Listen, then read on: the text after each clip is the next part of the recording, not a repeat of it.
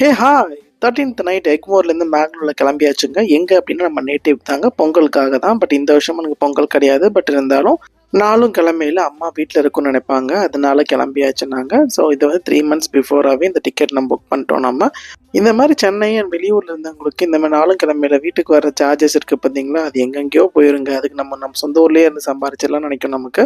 So early morning ஒரு 5:30க்குலாம் நான் வந்து என்னோட நேட்டிவ் குளத்தலைக்கு நான் ரீச் ஆகிட்டேன் நான். ஸோ ரீச் ஆகிட்டு நான் ஆட்டோனாக்கு ஃபோன் பண்ணியாச்சு. ஆட்டோனா எப்போவுமே கரெக்டான டைமுக்கு வந்துடுவாங்க. இன்னைக்கு கொஞ்சம் லேட் ஆயிடுச்சு. இப்போ நான் சொல்கிற விஷயம் எப்போவுமே நான் சொல்கிறது தாங்க. ஆமாங்க, அப்பா வந்து மிஸ் பண்ணேன் ரொம்ப. ஏன்னா வந்து நான் சென்னை ஏர்லேருந்து இறங்குற வரைக்கும் என் அப்பாவுக்கு ஃபோன் பண்ணி கேட்டே இருப்பேன், எங்கே இருக்கேன் எங்கே இருக்கேன்ட்டு. அதை நான் மிஸ் பண்ணேன். நான் ஸ்ட்ரீட்டுக்கு வந்துட்டோன்னே பார்த்தீங்கன்னா 2 சைடுமே கோலம் போட்டு வந்தாங்க, பணியை கூட பொருட்படுத்தாமல் அவ்வளோ பேர். ஸோ எல்லாருக்கும் இனிய தமிழ் பொங்கல் நல்வாழ்த்துக்கள். எல்லாரும் நல்லா இருக்கணும் அப்படின்னு நான் வேண்டிக்கிறேன். நான் என்னோட கடவுள் வராகிய மட்டும் இந்த மாதிரி வீடியோ பார்ட் 2 வீடியோக்கு சேனல் சப்ஸ்கிரைப் பண்ணி வச்சுக்கோங்க.